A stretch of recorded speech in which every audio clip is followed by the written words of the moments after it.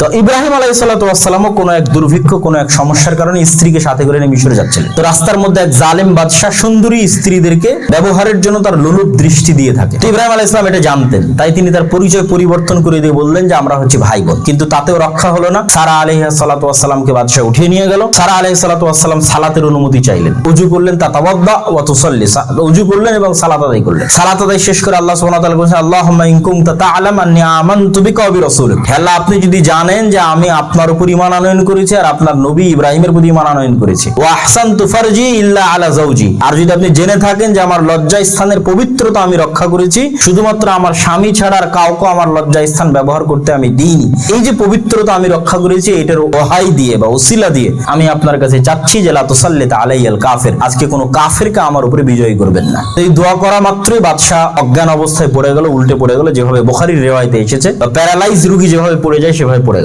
তখন সে ওই রোগী বাদশা সারা আলাইহিস সালাতু ওয়াস সালামের কাছে আশ্রয় চাইতে লাগলো যে আমাকে বাঁচাও। আর সারা আলাইহিস সালাতু ওয়াস সালামও চিন্তা করলেন যদি সে এখানে মারা যায় তাহলে লোকজন বলবে আমি হত্যা করেছি। তো তিনি আবার আল্লাহর কাছে দোয়া করলেন, আল্লাহ তাকে সুস্থ করে দেন। তো সে আবার সুস্থ হলো, কিন্তু সুস্থ হয়ে সে পুনরায় তার খারাপ নিয়তের জন্য এগিয়ে আসলো। সারা আলাইহিস সালাতু ওয়াস সালাম আবার দোয়া করলেন। এইভাবে তিনবার ঘটনা ঘটলো, তথা তিনবার সে পড়ে গেল, তিনবার তাকে আবার সুস্থ করা হলো। তো একজন মহিলার সাথে আল্লাহ সুবহানাহু ওয়া তাআলার সম্পর্ক কত ঘনিষ্ঠ হতে পারে, কত সর্বোচ্চ স্তরের হতে পারে যে সে তার মুখ দিয়ে যখন যেটা উচ্চারণ করতেছে আল্লাহ সাথে সাথেই সেটা বাস্তবায়ন করতেছেন। আল্লাহু আকবার। দুনিয়াতে এরকম মানুষ আছেই, থাকে, যাদের সাথে রব্বুল আলামিনের এরকম কাছের সম্পর্ক থাকে, তাদের মুখ দিয়ে উচ্চারিত কথা বাস্তবায়ন না করতে পারলে আল্লাহ নিজে লজ্জাবোধ করেন যে সে মুখ দিয়ে এটা উচ্চারণ করেছে, আমি করতে পারলাম না। আল্লাহর এরকম নিকটস্থ বান্দারা থেকে থাকে, তার মধ্যে একজন সারা আলাইহিস সালাতু ওয়াস সালাম। তো বাদশা তার যুদ্ধ করে আরেক বাদশার এক কন্যাকে সে বন্দী অবস্থায় নিয়ে এসেছিল, যার নাম হাজেরা আলাইহিস সালাতু ওয়াস সালাম। তাকে হাদিয়া হিসেবে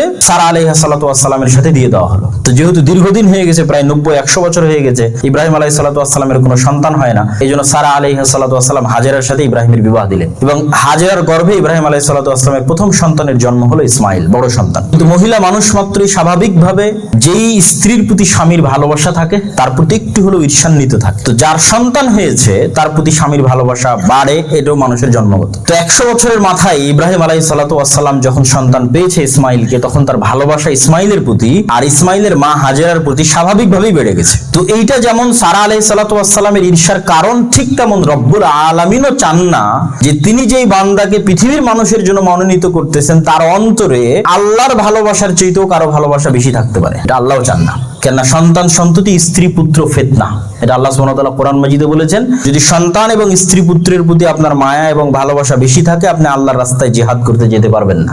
আপনার আল্লাহর রাস্তায় স্যাক্রিফাইস, জীবন যে স্যাক্রিফাইস করতে হবে এটা আপনি পারবেন না, মুনাফিক হয়ে যাবে। তাহলে ওই অন্তরই পরিশুদ্ধ এবং বিশুদ্ধ অন্তর, যে অন্তরে ভালোবাসা আছে শুধু আল্লাহর, তারপরে এগুলো তারপরে। তো আল্লাহ সুবহানাহু ওয়া তাআলা আদেশ দিলেন স্ত্রী পুত্রকে রেখে আসতে হবে 1200 কিলোমিটার দূর জেরুজালেম থেকে মক্কায়। আল্লাহর এক ঘর আছে, সেই ঘরের পাশে। এই ঘর ইন্না আউওয়ালা বাইতু উদিআ লিন-নাস বিবাক্কা, আদম আলাইহিস সালাম তৈরি করেছিলেন, ফেরেশতারা তৈরি করেছিলেন, কিন্তু নূহ আলাইহিস সালামের বন্যায় এই ঘর ধ্বংস হয়ে গেছে।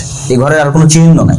এটা আল্লাহ আবার নতুন করে তৈরি করতে চায় ইব্রাহিমের হাত দিয়ে। তো আল্লাহ সুবহানাহু ওয়া তাআলা ইব্রাহিম আলাইহিস সালামকে আদেশ দিলেন সেখানে রেখে আসতে। তো ওখানকার বর্ণনা দিতে গিয়ে কোরআন মাজিদ আল্লাহ সুবহানাহু ওয়া তাআলা বলছেন যে ইব্রাহিম আলাইহিস সালামের দোয়া, যে ইন্নী আসকানতু মিন যুররিয়াতি বিওয়াদিন গায়রা জি জারইন ইনদা বাইতিকাল মুহাররম, হে আল্লাহ আমি এমন এক জায়গায় আমার বংশের একটা অংশকে রেখে যাচ্ছি যেখানে গায়রা জি জারইন, কিছু উৎপাদন হয় না, ঘাসও নয়, ফল মূল খাবার দাবার তো বহু দূরের কথা, গাছপালা তো বহু দূরের কথা, ঘাসও উৎপাদন হয় না, গায়রা জি জারইন, কিছু উৎপাদন হয় না। এইরকম জায়গা আমি আমার বংশকে রেখে যাচ্ছি। রব্বানা লিউকিমুস সালাহ, হে আল্লাহ রেখে যাচ্ছি এই কারণে যে এরা একদিন বড় হয়ে এখানে সালাত প্রতিষ্ঠা করবে। আল্লাহুম্মা জাআল আফিদাতাম মিনান নাস তাহবি ইলাইহিম, হে আল্লাহ আপনি মানুষের অন্তরকে এই শহরের দিকে ঘুরিয়ে দেন। ওয়ারযুকহুম মিনাস সামারাত, আর তাদেরকে ফলমূল থেকে খাবারের ব্যবস্থা করে দেন। এই দোয়া ইব্রাহিম আলাইহিস সালাতু ওয়াস সালাম করতেছেন যখন ইসমাইল এবং তার মাকে রেখে যান। আর সহিহ বুখারীর বর্ণনায় আছে যখন তিনি ইসমাইল এবং তার মাকে রেখে যাচ্ছেন তখন ইসমাইলের মা পিছে পিছে হাঁটছে আর বলছে, আইনা তাযহাবান তা ইব্রাহিম,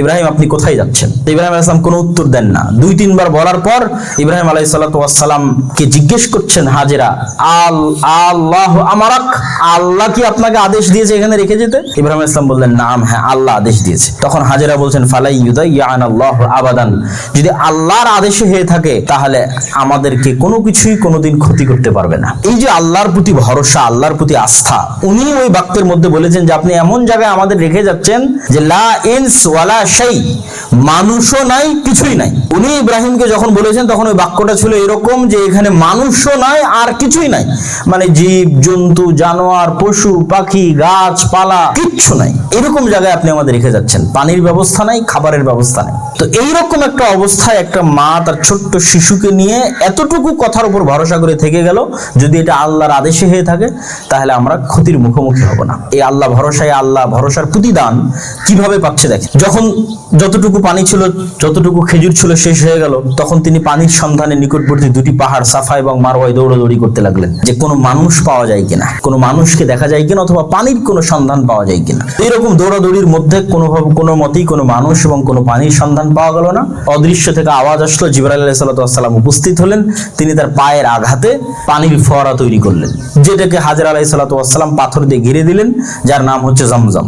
এবং রাসূল সাল্লাল্লাহু আলাইহি ওয়াসাল্লাম বললেন যদি না ঘিরতেন তাহলে সারা পৃথিবী পানিতে ডুবে যেত। তো এই ঘটনা থেকে এটা একটা সাধারণ স্বাভাবিক ঘটনা, একজন মা তার সন্তানের পানির জন্য দৌড়াদৌড়ি করতেছেন, এটা একটা সিম্পল জেনারেল যে কেউ থাকতো সেই করতো, এটা কোনো ইবাদতের উদ্দেশ্য করেননি। তাহলে একটা মায়ের এই সাধারণ সিম্পল কাজকে আল্লাহ কোরআনে বলছেন ইন্না সাফা ওয়াল মারওয়াতা মিন শাআইরিল্লাহ, আজকে থেকে আমি আল্লাহ এই সাফা আর এই মারওয়াকে আমার নিদর্শন বানিয়ে দিলাম, আর এই সাফা এবং মারওয়ার উপর আমার যে বান্দি হাজেরা দৌড়িয়েছিল 7 বার করে, এই দৌড়ানোকে ইবাদত বানিয়ে দিলাম, যে পৃথিবীর সর্বশ্রেষ্ঠ মানুষ মুহাম্মদ সাল্লাল্লাহু আলাইহি সাল্লামও ইবাদতের উদ্দেশ্যে এখানে দৌড়াবে। আল্লাহু আকবার। এটা হাজেরার আল্লাহ ভরসার প্রতিদান, যে তার একটা সাধারণ কাজকে আল্লাহ ইবাদত বানিয়ে দিলেন, যেখানে এখনো মানুষ ইবাদতের জন্য দৌড়াচ্ছে, হাজার হাজার লক্ষ লক্ষ মানুষ। তারা আল্লাহর প্রতি ভরসা থাকলে, আল্লাহর প্রতি ইখলাস থাকলে আল্লাহ কবুল করেন। ইব্রাহিম আলাইহিস সালাতু ওয়াস সালাম সন্তান সন্ততিকে এভাবে রেখে ফিরে গেলেন। তো মোট 5 বার জেরুজালেম থেকে মক্কায় আসার বর্ণনা কোরআন হাদিস ইত্যাদি ইতিহাস ঘাটলে পাওয়া যায়। আরো অনেকবার এসে থাকতে পারেন।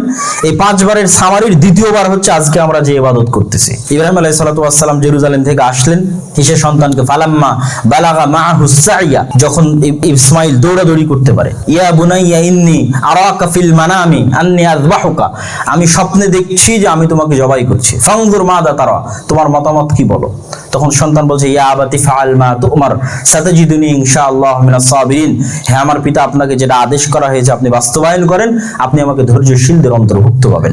ফালাম্মা আসলামা ওয়া তাল্লাহু লিল জাবিন ওয়া নাদাইনাহু আইয়া ইব্রাহিম কদ সাদ্দাকতা রুয়া, বাপ বেটা দুইজনই যখন ইসলাম গ্রহণ করলো, ইসলাম গ্রহণ করলো মানে সন্তান মৃত্যুর জন্য প্রস্তুত, পিতা জবাই করার জন্য প্রস্তুত। কেন? এটা আল্লাহর আদেশ। তাই তো আল্লাহর আদেশের সামনে এই ধরনের আত্মসমর্পণকে ইসলাম বলে। ফালাম্মা আসলামা, যখন দুইজনই আল্লাহর আদেশের সামনে এইভাবে আত্মসমর্পণ করলো, ওয়া তাল্লাহু লিল জাবিন, এবং কাঁধ পেতে দিল জবাই হওয়ার জন্য, ওয়া নাদাইনাহু ইয়া ইব্রাহিম, তখন আমি আল্লাহ ডাক দিয়ে বললাম ইব্রাহিম কদ সাদ্দাকতা রুয়া, তুমি পরীক্ষায় পাশ করেছো। কেননা আমার ব্যতীত আর কারো ভালোবাসা তোমার অন্তরে থাকবে এটা আল্লাহ সুবহানাহু ওয়া তাআলা চান না।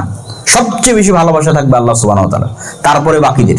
তো এই যে সন্তানের প্রতি ভালোবাসা, স্ত্রীর প্রতি ভালোবাসা, এই পরীক্ষায় তুমি পাশ করে গেছো। তুমি আল্লাহকেই ভালোবাসো, সবচেয়ে বেশি আল্লাহকে ভালোবাসো। এই ভালোবাসার প্রতিদানে, এই পরীক্ষার প্রতিদানে ইব্রাহিম আলাইহিস সালাম যখন বাস করলেন, আল্লাহ বললেন তোমার সন্তান তো নেওয়ার দরকার নাই, ও ফাদাইনাহু বিযিবহিন আযীম, একটা বড় কুরবানি পাঠিয়ে তো কুরবানি করার ব্যবস্থা করেই দিলাম, ইসমাইলকে তো মুক্ত করে দিলামই, ওয়াবাশশারনাহু বিগুলামিন হালিম, আরো একটা সন্তানের তোমাকে সুসংবাদ দিচ্ছি, ইসহাক। তোমার স্ত্রী সারার গর্ভে আরো একটা সন্তান জন্মগ্রহণ করবে, ইসহাক। কেন? তুমি এই পরীক্ষায় পাশ করে গেছো যে তুমি আমার চেয়ে তোমার সন্তান সন্ততিকে ভালোবাসো না, তোমার স্ত্রী পুত্রকে ভালোবাসো না, সবচেয়ে বেশি আমাকে ভালোবাসো। এত বড় পরীক্ষায় পাশ করার কারণে শুধু ইসমাইলকে মুক্তি দিলাম তা নয়, ফাদাইনাহু বিযিবহিন আযীম, আর একটা কুরবানি আসমান থেকে পাঠালাম তাও নয়, ওয়াবাশশারনাহু বিগুলামিন হালিম, আর একটা সন্তানের সুসংবাদ দিচ্ছি, সেটা যে ইসহাক আলাইহিস সালাতু ওয়াস সালাম। তো সারা আলাইহিস সালাতু ওয়াস সালামের গর্ভে যে ইসহাকের জন্ম হলো, এটা হলো বানু ইসরাইল। ইসহাকের সন্তান ইয়াকুব, ইয়াকুবের সন্তান ইউসুফ, তার 384 বছর পর মুসা মুসার পর হারুন, তারপরে ঈসা বিন নুন, তারপরে দাউদ, তারপরে সুলাইমান, তারপরে জাকারিয়া, ইয়াহইয়া, ঈসা, আইয়ুব, যত নবী ঈসা আলাইহিস সালাতু ওয়াস সালাম পর্যন্ত এসেছে তার সবই ইসহাক আলাইহিস সালাতু ওয়াস সালামের বংশে, ইব্রাহিম আলাইহিস সালাতু ওয়াস সালামের দ্বিতীয় সন্তান ইসহাকের বংশে, বানু ইসরাঈল। আর এই দীর্ঘ সময় যাবত, এই যে ইসহাক থেকে নিয়ে ঈসা পর্যন্ত এই দীর্ঘ সময়, দাউদ, সুলাইমান, মুসা, হারুন, এই যে লম্বা সময়, এই লম্বা সময় যাবত ইসমাইল এবং ইসমাইলের সন্তানেরা মক্কাতে আছেই। ইসমাইল এবং ইসমাইলের সন্তানেরা বিনা নবীতে, কোনো নবী তাদের মধ্যে আসেনি, অথচ দোয়াতে ইব্রাহিম আলাইহিস সালাতু ওয়াস সালাম দোয়া করে গেছে, হে আল্লাহ এদের মধ্যে একজন নবী পাঠিয়েন, যেই নবী আপনার কিতাব শিখাবে এবং মানুষকে আপনার দিন শিখাবে। সেই নবী কোথায়? এখনো আসেনি সেই নবী। ইসমাইলকে যখন রেখে যান তখন ইব্রাহিম আলাইহিস সালাতু ওয়াস সালাম এই দোয়া করে গেছে। তাহলে এই লম্বা সময় ইসমাইল এবং ইসমাইলের বংশধরেরা এখানে আছে। এই জন্য আলাম তারা কাইফা ফাআলা রাব্বুকা বিআসহাবিল ফিল আলাম ইয়াজআল কাইদাহুম ফি তাসদিল, এই যে কাবা ঘর ধ্বংসের আব্রাহার ঘটনা, তখন মুহাম্মদ সাল্লাল্লাহু আলাইহি ওয়াসাল্লামের জন্মই হয়নি, তখন আব্দুল মুত্তালিব এরা ইসমাইলের সন্তান। এরা বংশ পরম্পরায় কাবা ঘরের দায়িত্ব পালন করে আসতেছে, বংশ পরম্পরায় জমজমের কুয়ার দায়িত্ব পালন করে আসতেছে। আর হজের ঘোষণাও ইব্রাহিম আলাইহিস সালাতু ওয়াস সালাম যখন দেন তখন থেকে এরা এখানে হজ করে আসতেছে। হজ মুহাম্মদ সাল্লাল্লাহু আলাইহি ওয়াসাল্লামের তৈরি করা ইবাদত নয়, হজ ইব্রাহিম আলাইহিস সালাতু ওয়াস সালামের চালু করা। তো তখন থেকেই তারা করে আসতেছে। আর ইব্রাহিম আলাইহিস সালাতু ওয়াস সালামের যে 5 বার যাতায়াতের ঘটনা পাওয়া যায়, এই 5 বারের মধ্যে দ্বিতীয়বার ইব্রাহিম আলাইহিস সালাতু ওয়াস সালাম যখন গেলেন তখন ইসমাইল বিবাহ করেছে। বাসায় গিয়ে জিজ্ঞেস করছেন ইসমাইল নাই, তখন জিজ্ঞেস করলেন কেমন আছো? তো বলে আমরা অত ভালো নাই। তো ইব্রাহিম আলাইহিস সালাম বলে, আমি সংক্ষেপে বলতেছি যে বাড়ির মালিক যদি আসে গাইয়িরা আতাবাতা বাবি, তাহলে দরজার চৌকাঠ পরিবর্তন করতে বলিও। ইসমাইল আলাইহিস সালাতু ওয়াস সালাম আসলেন, তিনি বুঝতে পারলেন কেউ এসেছিল, হয়তো ইব্রাহিম আলাইহিস সালামের গায়ের সুগন্ধিতে। তাহলে কে এসেছিল? এরকম একজন মুরব্বী। কি বলেছে? তো তিনি আমার পিতা ছিলেন, তোমাকে তালাক দিতে বলে গেছে, তুমি বাপের বাড়ি চলে যাও। উনি আরেকটা দ্বিতীয় স্ত্রী বিবাহ করে নিয়ে আসলেন। আবার একদিন ইব্রাহিম আলাইহিস সালাতু ওয়াস সালাম আসলেন, এবার জিজ্ঞেস করেছেন কাইফা হাইয়াতুকুম, কেমন আছো তোমরা? তো ইসমাইলের দ্বিতীয় স্ত্রী বলতেছে যে আসনাত আলাল্লাহ, হাদিসের ইবারত, যে তিনি আল্লাহর প্রশংসা করলো, যে আমরা ভালো আছি আলহামদুলিল্লাহ। তো আল্লাহর প্রশংসা শুনে ইব্রাহিম আলাইহিস সালামের মন খুশি হয়ে গেছে। এবার উনি আরেকটু বিস্তারিত জিজ্ঞেস করলো, আগের বার কিচ্ছু জিজ্ঞেস করেন, মন খারাপ করে চলে গেছে। এবার বিস্তারিত জিজ্ঞেস করছে তোমরা খাও কি, পান করো কি? তো বলে আমরা জমজমের পানি পান করি, আর উনি শিকার করে গোস্ত নিয়ে আসে, সেই গোস্ত খাই। তো উনি আবার দোয়া করলেন, আল্লাহ এদের পানিতে আর এদের গোস্তে বরকত দান করো। তারপরে বললেন যদি বাড়ির মালিক আসে তাহলে বলিও দরজার চৌকাঠ যেন অক্ষত থাকে। কেন? উনি তো দোয়া করেছেন, উনি তো জানেন যে বংশে নবী আসবে, পরবর্তীতে মুহাম্মদ সাল্লাল্লাহু আলাইহি ওয়াসাল্লাম আসবেন। তো সেই যেই বংশে নবী আসবে সেই বংশের মায়ের বৈশিষ্ট্য কেমন হবে সেটা ইব্রাহিম আলাইহিস সালাম খুব ভালো জানতেন। তো এই জন্য উনি শিখিয়ে দিলেন এবং বাস্তবায়নও করলেন যে আল্লাহর প্রশংসা এবং সর্বাবস্থায় আল্লাহর উপর ধৈর্য ধারণের শিক্ষা। এরপর আবার আরেকবার ইব্রাহিম আলাইহিস সালাতু ওয়াস সালাম আসলেন, এবার ইসমাইলের সাথে মোলাকাত হয়েছে। এবার ইব্রাহিম আলাইহিস সালাতু ওয়াস সালাম সন্তানকে বলছেন ওয়া ইয ইয়ারফা ইব্রাহিমুল কওয়াইদা মিনাল বাইতি ওয়া ইসমাঈল রব্বানা তাকাব্বাল মিন্না, যেখানে আল্লাহর ঘর আছে এটা তৈরি করতে হবে, এখানে তোমাদের রাখাই হয়েছে এই উদ্দেশ্যে, রব্বানা লিইউকিমুস সালাহ, যেন এই ঘর আমরা তৈরি করতে পারি, তোমরা এখানে সালাত আদায় করতে পারো। তখন সেখানে ঘর তৈরি হলো। আল্লাহ ইব্রাহিমকে বললেন ওয়াযিন ফিন নাস বিল হজ, এই নির্জন মরুভূমিতে হজের ঘোষণা দাও। ইব্রাহিম আলাইহিস সালাতু ওয়াস সালাম আশ্চর্য হলেন, এখানে কে হজ করতে আসবে? আল্লাহ সুবহানাহু ওয়া তাআলা সেই হজের দাওয়াত পৌঁছে দেওয়ার দায়িত্ব তিনি নিজে নিয়েছেন। আর ইব্রাহিম আলাইহিস সালাতু ওয়াস সালামকে ঘোষণা দিতে বললেন হজের। আর আদেশ দিলেন ইব্রাহিম আর ইসমাইলকে, কি আদেশ দিলেন? অত্তাহির বাইতিয়া লিত্তাইফিনা ওয়াল আকিফিনা ওয়ার রুকআই সুজুদ। ইব্রাহিম আর ইসমাইল, তোমাদের আদেশ দেওয়া হচ্ছে এই ঘর পরিষ্কার করার দায়িত্ব তোমাদের। তো ইসমাইল এবং ইসমাইল থেকে আব্দুল মুত্তালিব পর্যন্ত সব এই ঘরের খাদেম ছিল। মানুষ হজ করতে আসলে এরা জমজমের কুয়া থেকে পানি তুলে মানুষকে খাওয়াতো, এই ঘর ঝাড়ু দিত, মুছতো। তো এক সন্তান ইসহাক এবং তার পরবর্তী বংশধর খাদেম হচ্ছে মসজিদে আকসার, আর আরেক সন্তান ইসমাইল এবং তার পরবর্তী বংশধর খাদেম হচ্ছে বাইতুল্লাহর। তথা মসজিদের পরিষ্কার পরিচ্ছন্নতা করা নবীদের দায়িত্ব, ইব্রাহিমের দায়িত্ব। এবং মসজিদের সাথে কানেক্টেড থাকা ছাড়া আদর্শ পরিবার গঠন করা সম্ভব নয়। কেন? ইব্রাহিমের পরিবারই পৃথিবীর সর্বশ্রেষ্ঠ আদর্শ পরিবার। আর ইব্রাহিমের 2 সন্তানকে আল্লাহ কানেক্টেড রেখেছেন পৃথিবীর 2 মসজিদের সাথে। তো মসজিদের সাথে সম্পর্ক রক্ষা করা ছাড়া আদর্শ পরিবার সম্ভব নয়। তো ইব্রাহিম আলাইহিস সালাতু ওয়াস সালামের এই পুরো যে জীবনী, হাজেরার ঘটনা, সারার ঘটনা, ইসমাইলের ঘটনা, ইসহাকের ঘটনা, ইব্রাহিম আলাইহিস সালাতু ওয়াস সালামের ঘটনা, এই পুরো ঘটনা থেকে আমাদের জন্য শিক্ষণীয় কি? আজকের পৃথিবীর 90% মানুষ ইব্রাহিম আলাইহিস সালামকে সম্মান করে। ইহুদিরা সম্মান করে, খ্রিস্টানরা সম্মান করে, মুসলমানেরা সম্মান করে। আব্রাহাম মানে ইব্রাহিম, ডেভিড মানে দাউদ, জোসেফ মানে ইউসুফ, আইজাক মানে ইসহাক, জ্যাকব মানে ইয়াকুব। তো যারা আহলে কিতাবের অনুসারী তথা খ্রিস্টান এবং ইহুদি, তারাও গর্বের সাথে ইব্রাহিম আলাইহিস সালাতু ওয়াস সালামের অনুসরণ করে। আর ইহুদিদের তো সবচেয়ে বড় গর্ব যে তারা ইব্রাহিম আলাইহিস সালামের সন্তান, এটা ওরা গর্ব করে বলে। তো এই জন্য আল্লাহ সুবহানাহু ওয়া তাআলা চেক লিস্ট দিয়েছেন যে হকের মানদণ্ড কি। হকের মানদণ্ড হচ্ছে কে মিল্লাতে ইব্রাহিমের অনুসারী। খ্রিস্টানেরা মিল্লাতে ইব্রাহিমের অনুসারী, ইহুদিরা মিল্লাতে ইব্রাহিমের অনুসারী, না মুসলমানেরা মিল্লাতে ইব্রাহিমের অনুসারী। মুহাম্মদ সাল্লাল্লাহু আলাইহি ওয়াসাল্লাম এই চ্যালেঞ্জ নিয়েই উত্থিত হয়েছেন যে আমিও সন্তান ইব্রাহিমের, মানে বংশ ইব্রাহিমের, আমার স্মৃতি এবং ঐতিহ্য ইব্রাহিমের, এই কাবা ঘর জমজম থেকে শুরু করে সবই, সাফা মারওয়া থেকে শুরু করে সবই আমার স্মৃতি এবং ঐতিহ্য ইব্রাহিমের, আর আমি আদর্শ ইব্রাহিমের, মিল্লাতে ইব্রাহিমের অনুসারী। তো এখন সবাইকে প্রমাণ করতে হবে কে মিল্লাতে ইব্রাহিমের অনুসারী, কেন সবাই ইব্রাহিমকে সম্মান করে। আমরা হয়তো ভারতে আছি, ভারত উপমহাদেশে আছি, এই জন্য বুঝতে পারি না যে ভারত উপমহাদেশের মানুষ তো মুসলমানই করে না, ভারত উপমহাদেশের মানুষ তো গরু খায় না। এই পূর্ব বাংলার মানুষকে গরু খাওয়ার জন্য সংগ্রাম করতে হয়েছে। আর এই বাংলার এলিট ক্লাসের সংস্কৃতি হচ্ছে কলকাতার সংস্কৃতি। তো কলকাতার মানুষ তো গরু খাওয়াকে বড় অপরাধ মনে করে। তাহলে এলিট সংস্কৃতি কি গরু না খাওয়া? তা আমরা যে পূর্ব বাংলার মুসলমানেরা যে গরু খাচ্ছে, মুসলমানি করতেছে, আপনি যান সারা পৃথিবীর 90% বেশি মানুষ মুসলমানি করে। কেন? ওরা আব্রাহামিক রিলিজিয়নের অনুসারী। ইহুদিরাও মুসলমানি করে, খ্রিস্টানরাও মুসলমানি করে। এটা তো কোনো ধর্মই নয়। ভারত উপমহাদেশে যেটা আছে এটা কোনো ধর্মের কাতারেই পড়ে না, এটা কোনো কালচার সংস্কৃতির কাতারেই পড়ে না। পৃথিবীর 90% বেশি মানুষ গরু খায়। কেন? ইহুদিরাও গরু খায়, খ্রিস্টানরাও গরু খায়। কেন? তাদের হালাল হারামের বিধানের সাথে ইসলামের হালাল হারামের বিধানের অনেক মিল আছে। বরং ইহুদিরা একটু বেশি কঠোর। তাদের যে কৌশার ফুড, যেটা আমরা হালাল খাবার বলি, সেটাকে তারা বলে কৌশার ফুড। এটাতে তারা একটু বেশি কঠোর, কেন তাদের দিনের মধ্যে তারা অনেক পরিবর্তন করেছে, পরিবর্তন করে নিজেদের উপর অনেক কিছু জোরপূর্বক চাপিয়ে নিয়েছে। তার মানে এই নয় যে ইহুদিরা ভালো, এটা আমি বলিনি, বা খ্রিস্টানরা ভালো, এটাও বলিনি। কেন? আল্লাহ সুবহানাহু ওয়া তাআলা কোরআন মাজিদে বলেই দিয়েছেন যে খ্রিস্টানরা হচ্ছে পথভ্রষ্ট, ইহুদিরা হচ্ছে অভিশপ্ত। খ্রিস্টানরা পথভ্রষ্ট কেন? এরা সত্যটা জানে না, জানলেই মানবে। এরা যদি সত্যই জানে যে মিল্লাতে ইব্রাহিমের প্রকৃত অনুসারী মুহাম্মদ সাল্লাল্লাহু আলাইহি সাল্লাম, তাহলে এদের ইসলাম গ্রহণ করা একদিনের ব্যাপার। কেন? ইব্রাহিমকে সবাই সম্মান করে, ইব্রাহিমের ছেলেদেরকে সবাই সম্মান করে। সবাই জানে ইব্রাহিমের আরেক ছেলে ইসমাইল হচ্ছে আরবদের পিতা, সবাই জানে। তো সবাই যখন এই চেক পয়েন্টে উত্তীর্ণ হবে যে ইব্রাহিমের আদর্শের প্রকৃত অনুসারী হচ্ছে মুসলমানরা, তখন খ্রিস্টানদের জন্য মুসলমান হওয়া একদিনের ব্যাপার, 1 সেকেন্ডের ব্যাপার। কিন্তু যে এই সত্য জানে, জানার পরও মানে না, এই জন্য অভিশপ্ত। কেন? ইবলিসের চেয়ে জ্ঞানী জিনদের মধ্যে কেউ ছিল না। ইবলিসের জ্ঞান এবং ইবাদতের কারণে একমাত্র তাকেই অনুমতি দেওয়া হয়েছিল আসমানে ওঠার। আল্লাহ যখন আদমকে বানাচ্ছে তখন ইবলিস তার ফেরেশতা না, তাহলে ও ওখানে কি করে?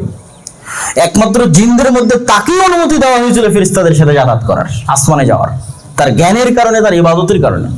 সেই ইবলিস অহংকারের কারণে অভিশপ্ত হয়ে গেল। মানে সত্য জেনে যদি মানুষ না মানে, এটাই অভিশপ্ত হওয়া। তাহলে ইহুদিরা অভিশপ্ত কেন? এরা সব সত্য জানে। পৃথিবীর একমাত্র জাতি, মুসলমানদের পরে পৃথিবীর একমাত্র জাতি যারা আসমান এবং জমিন এবং দুনিয়ার সকল রহস্যের জ্ঞান রাখে। সব সত্য এদের কাছে আছে, কিন্তু এরা এই সত্য প্রচারও করে না, এরা এই সত্য মানেও না, বরং সত্যের বিপরীতটা প্রচার করে। ইহুদির এমন কোন ইহুদি পরিবার পাবেন না যে ইহুদি পরিবারের 6-7টা সন্তান নেই। আপনি যান ইতালি, আমেরিকা, লন্ডন, যে কোনো প্রবাসীকে ফোন দিয়ে জিজ্ঞেস করুন, ভাই তোমার নিকটস্থ কোনো ইহুদি ফ্যামিলি থাকলে এটা আমাকে জানাও, তোর কয়টা সন্তান। কিন্তু এরাই সারা পৃথিবীতে প্রচার করে যে না, একটার বেশি সন্তান নেওয়া যাবে না। কোন ইহুদি পরিবারকে পাবেন না যে সুদী অর্থ লেনদেন করবে, কিন্তু সারা পৃথিবীর সব সুদী ব্যবসার মালিক হচ্ছে এরা, কিন্তু নিজেদের মতো সুদের লেনদেন করবে না। এরাই সারা পৃথিবীতে ফুটবল, ক্রিকেট থেকে শুরু করে বিনোদনের প্রচারের জন্য সবচেয়ে বেশি টাকা পয়সা খরচ করে, কিন্তু ওদের স্কুলেই LGBT নিষিদ্ধ। সেক্স রিলেটেড এডুকেশন ইহুদিদের স্কুলে নিষিদ্ধ। কট্টর ধর্ম অনুসরণকারী মুসলমানেরা কয় পার্সেন্ট দাড়ি রাখে আর কয় পার্সেন্ট মাথায় টুপি দেয়? ইহুদিরা তার চেয়ে বেশি পার্সেন্টে দাড়ি রাখে এবং তার চেয়ে বেশি পার্সেন্টে মাথায় টুপি দেয়। তো এদের এই যে আত্ম অহংকার, সুপারিয়রিটি থিওরি, এই জন্য এরা কোনোদিন সত্য গ্রহণ করবে না। বরং এদের জন্য এটাই আফসোস, এটাই কষ্টের যে কেন ইসমাইলের বংশ মুহাম্মদ সাল্লাল্লাহু আলাইহি ওয়াসাল্লামের জন্ম হলো আর তিনি নবীর দাবি করলেন, অথচ আজও তাওরাতে এবং আজও ইনজিলে, এখন পর্যন্ত এই বিকৃত তাওরাত ইনজিলে লেখা আছে যে তোমাদের ভাইয়ের বংশে একজন শেষ নবী আসবে। ভাইয়ের বংশে সবাই জানে যে ইসহাকের ভাই ইসমাইল, সারা পৃথিবীর সবাই জানে, আর ইসমাইল হচ্ছে আরবদের পিতা। আবার সবাই এটা জানে যে পুরো আরবে ইসমাইলের বংশে মুহাম্মদ ছাড়া আর কেউ নবীর দাবি করেনি। এটা একটা মুজিজা। যে ইসমাইলের বংশ আর যদি কেউ নবীর দাবি করতো তাহলে নয় সন্দেহ করতাম যে মুহাম্মদ সাল্লাল্লাহু আলাইহি ওয়াসাল্লাম নবী কিনা। তো ইসমাইলের বংশে যে নবী আসবে এটাও সবাই জানে, আর ইসমাইলের বংশে মুহাম্মদ সাল্লাল্লাহু আলাইহি ওয়াসাল্লাম ছাড়া আর কেউ নবীর দাবি করেনি। এবার চলে আসে একদম লাস্ট পয়েন্টে, যে মুহাম্মদ সাল্লাল্লাহু আলাইহি সাল্লাম যেহেতু খাতামুন নবিয়্যিন এবং ইব্রাহিমের আদর্শ, রক্ত, ইতিহাস, ঐতিহ্য সকল কিছুর যোগ্য উত্তরসূরি হচ্ছে মুহাম্মদ সাল্লাল্লাহু আলাইহি সাল্লাম। এই জন্য মুহাম্মদ সাল্লাল্লাহু আলাইহি সাল্লামকে মসজিদে আকসার ইতিহাসের সাথেও কানেক্টেড করা হয়েছে, তথা বানু ইসরাইলের সকল ইতিহাস ঐতিহ্যের সাথে মুহাম্মদ সাল্লাল্লাহু আলাইহি সাল্লামকে সম্পৃক্ত করা হয়েছে। যখন মুহাম্মদ সাল্লাল্লাহু আলাইহি সাল্লাম মক্কায় সালাত শুরু করলেন, আল্লাহ আদেশ দিলেন মক্কায় কাবা ঘরে থেকেও তুমি মসজিদে আকসার দিকে মুখ করে সালাত আদায় করো। কাবা ঘরে থেকেই উনি মসজিদে আকসার দিকে মুখ করে সালাত আদায় করতেন। ওনার যেহেতু কষ্ট হতো এই জন্য কাবা ঘরের এমন দিকে দাঁড়াতেন, এমন পার্শ্বে দাঁড়াতেন যেই পার্শ্বে দাঁড়ালে কাবাও সামনে হবে আবার মসজিদে আকসাও সামনে হবে, কাবা ঘরের ওই পাশে গিয়ে দাঁড়াতেন। তাহলে কাবা ঘরের সামনে হলো, মসজিদে আকসার সামনে হলো। তো মসজিদে আকসার দিকে মুখ করে সালাত আদায় করার কি প্রয়োজন? মক্কার মুশরিকদের সেন্সে কিন্তু এটা কাজ করবে না। কাদের সেন্সে কাজ করবে? মদিনায় থাকা ইহুদিদের সেন্সে কাজ করবে। ঠিক মক্কার কাবা, মক্কার অধিবাসী, কুরাইশদের অধিবাসী, তাদের সবচেয়ে সম্মানের জায়গা কাবা, এরা মসজিদ আকসার দিকে সালাত আদায় করে কেন? কেন ইহুদিরা জানে যে তাদের কাছে পবিত্র হচ্ছে মসজিদ আকসা, এটা তারা জানে। কিন্তু মক্কার মুশরিকদের তার ওই নলেজ ছিল না, তাদের কাছে একটাই পবিত্র জায়গা, সেটা হচ্ছে কাবা ঘর। আব্দুল মুত্তালিবের পরবর্তী উত্তরসূরিদের মুহাম্মদ সাল্লাল্লাহু আলাইহি ওয়াসাল্লামকে যখন মেরাজে নিয়ে যাওয়া হলো, সুবহানাল্লাযী আসরা বিআবদিহি লাইলাম মিনাল মাসজিদিল হারাম ইলাল মাসজিদিল আকসা, তখনও কাবা থেকে ডাইরেক্ট আসমানে উঠানো হয়নি, কাবা থেকে নিয়ে যাওয়া হয়েছে মসজিদে আকসা, মসজিদে আকসা থেকে আসমানে উঠানো হয়েছে। আর এই মসজিদে আকসা বিজয় করলেন ওমর রাদিয়াল্লাহু তাআলা আনহু। তাহলে মসজিদে আকসার ইতিহাস আর কাবা ঘরের ইতিহাস, জেরুজালেম, ফিলিস্তিন এবং শাম এবং মক্কা, এই দুইটার ইতিহাস যার হাতে, এই দুইটার কন্ট্রোল যার হাতে, সে ইব্রাহিমের সকল ইতিহাস এবং ঐতিহ্যের উত্তরসূরি। এই জন্য আপনি আমেরিকাকে যদি সারা পৃথিবী দিয়ে দেন তা আমেরিকা অ্যাকসেপ্ট করবে না, বলবে আমার এটাই লাগবে। কেন? ওরা যেই নবীর উপর ঈমান আনে, ওই নবীর জন্ম ওখানে হয়েছে, ওই নবীর মা ওই মসজিদের খাদেম ছিলেন, সেটাই যদি আপনি ওর থেকে নিয়ে নেন তাহলে তো ওর কাছে কি থাকলো?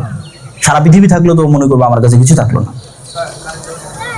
তো প্রিয় উপস্থিতি, এই পুরো ইব্রাহিম আলাইহিস সালাতু ওয়াস সালামের জীবনী এবং আদর্শ থেকে আমাদের শিক্ষা হচ্ছে ইব্রাহিম আলাইহিস সালাতু ওয়াস সালাম সত্যের মানদণ্ড, ইহুদির কাছেও, খ্রিস্টানদের কাছেও, মুসলমানের কাছেও। তাহলে ইব্রাহিম আলাইহিস সালামের সত্যটা কি? কোরআন বলছে মা কানা ইহুদিয়্যান ওয়ালা নাসরানিয়ান ওয়ালাকিন কানা হানিফাম মুসলিমা। ইব্রাহিম ইহুদি ছিল না, ইব্রাহিম খ্রিস্টানও ছিল না, ইব্রাহিম ছিল হানিফাম মুসলিমা। আর এক আয়াতে আল্লাহ সুবহানাহু ওয়া তাআলা বলেছেন কানিতান, ইব্রাহিম ছিল উম্মাহ, ইব্রাহিম হচ্ছে খালিল, আল্লাহর বন্ধু। তো কানেত এবং হানিফ, কানেত মানে সর্বোচ্চ পর্যায়ের অনুগত, আর হানিফ মানে সর্বোচ্চ পর্যায়ের তাওহীদ। সর্বোচ্চ পর্যায়ের তাওহীদ কি? এই জন্য আল্লামা ইকবাল কবিতার মধ্যে লিখেছেন যে এ জামানা আপনি ইব্রাহিম কি তালাশ মে হ্যায়, এ দৌর আপনি বারাহিম কি তালাশ মে হ্যায়। যে মুসলমানদের মুক্তির একটাই রাস্তা, মুসলমানদের মধ্যে একটা ইব্রাহিমের জন্ম হওয়া লাগবে। মুসলমানদের মধ্যে আর কোনো ইব্রাহিম নাই। মুসলমানদের মধ্যে যদি আবার ইব্রাহিমের জন্ম হয় মুসলমানরা মুক্তি পাবে। তো এটার উদ্দেশ্য কি? এর উদ্দেশ্য হচ্ছে ইব্রাহিমের যেই লেভেলের তাওহীদ ছিল ওই লেভেলের তাওহীদ মুসলমানদের মধ্যে নাই। ওই লেভেলের তাওহীদকে টাচ করতে হবে, যেই লেভেলের তাওহীদ হাজেরার ছিল, সারার ছিল, ইব্রাহিমের ছিল। যে আপনি মনে করছেন আমি তো শিরক করি না, তা আমারও তাওহীদের কিসের কমতি? টাকা পয়সার প্রতি ভালোবাসা, স্ত্রী পুত্রের প্রতি ভালোবাসা, বিড়ি সিগারেটের প্রতি ভালোবাসা, মদ জুয়া নেশার প্রতি ভালোবাসা, যে কোনো কিছু যেটা আপনাকে আল্লাহর থেকে দূরে নিয়ে যায় সেটাই তো আপনাকে শিরকের দিকে নিয়ে যায়। তা আপনি তো পূর্ণাঙ্গ ওই তাওহীদকে টাচ করতে পারছেন না। তাহলে ইব্রাহিম আলাইহিস সালাতু ওয়াস সালামের সত্যের মানদণ্ডের এক নাম্বার হচ্ছে তাওহীদ। তাহলে যারাই তাওহীদের উপর আছে তারাই মিল্লাতে ইব্রাহিমের অনুসারী, তারাই হকপন্থী, তারাই জান্নাতে যাবে, তারাই মুহাম্মদ সাল্লাল্লাহু আলাইহি ওয়াসাল্লামের অনুসারী।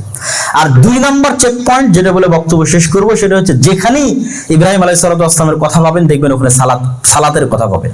যে ইব্রাহিম আলাইহিস সালাম যখন ইসমাইলকে রেখে আসলেন রব্বানা লিয়ুকিমুস সালাহ, আল্লাহ এর পরবর্তী বংশধর যখন সালাত আদায় করে, যখন দোয়া করতেছে তখন কি বলছে?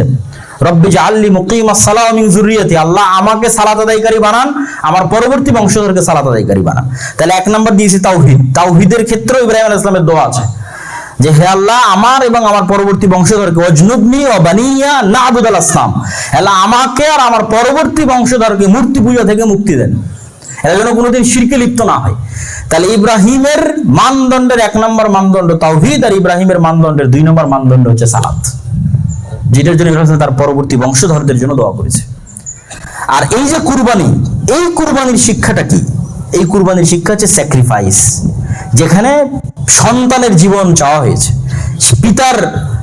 পিতাও যেখানে নিজের জীবন দিতে উদ্বুদ্ধ, প্রস্তুত। তো এই কুরবানির মাধ্যমে আপনার স্যাক্রিফাইস থাকতে হবে যে কোনোদিন যেন আপনার সকল ধন সম্পদ যদি আল্লাহর রাস্তায় দেওয়া লাগে, আপনার জীবন যদি আল্লাহর রাস্তায় দেওয়া লাগে, আপনার ছেলে মেয়েকে যদি আল্লাহর জন্য পরিত্যাগ করা লাগে, আপনার স্ত্রীকে যদি আল্লাহর জন্য পরিত্যাগ করা লাগে, তাহলে আল্লাহর ভালোবাসাকে সর্বোচ্চ পর্যায়ে রেখে আপনি স্যাক্রিফাইস করার জন্য প্রস্তুত আছেন। এটা হলো কুরবানি। তো ওদের হাজেরা, সারা, ইব্রাহিম, ইসমাইল, ওদের ইখলুসিয়ত এবং তাওহীদকে দেখেন, আর আমাদের কুরবানির মাসলা মাসাইল বলেন, ভাগা নিয়ে গন্ডগোল বলেন, আর যেটাই বলেন, মানে আমাদের দুনিয়াবী স্বার্থের চিন্তা চেতনা যদি দেখেন, তাহলে আপনি বুঝতে পারবেন যে আমাদের ঈমানটা কোন জায়গায়। তো প্রিয় উপস্থিতি, ইব্রাহিম আলাইহিস সালাতু ওয়াস সালামের এই সম্পূর্ণ জীবনী থেকে আল্লাহ সুবহানাহু ওয়া তাআলা আমাদের তাওহীদ শিখার, সালাত শিখার, ইখলাস, তাওয়াক্কুল আলাল্লাহ শিখার এবং একনিষ্ঠতার সাথে অন্তরকে বিশুদ্ধ করে আল্লাহ সুবহানাহু ওয়া তাআলার সন্তুষ্টির জন্য কুরবানি করার তৌফিক দান করুক, আল্লাহুম্মা আমিন। এবং এই কুরবানির গোশতের প্রতি যেন আপনার মাত্রাতিরিক্ত মায়া কাজ না করে, যে সমাজে একটা দিয়ে আসলেন আবার সেটা নিয়ে আসলেন, অথবা একজন গরু দিয়েছে সে খাসিরটা নিবে, যে খাসি দিয়েছে সে গরুরটা নিবে, এটা যেন কাজ না করে। স্যাক্রিফাইসের ওই চিন্তাটা আপনার মাথায় থাকতে হবে, যে ইব্রাহিম এবং ইসমাইলের ওই নিয়তের চিন্তাটা আপনার মাথায় থাকতে হবে। দুনিয়ার ধন সম্পদ, টাকা পয়সা, স্ত্রী পুত্র, সন্তান সন্ততি, কোনো কিছুর প্রতি মাত্রাতিরিক্ত ভালোবাসা থাকা যাবে না। আল্লাহ সুবহানাহু ওয়া তাআলা আমাদের কবুল করুক, আল্লাহুম্মা আমিন।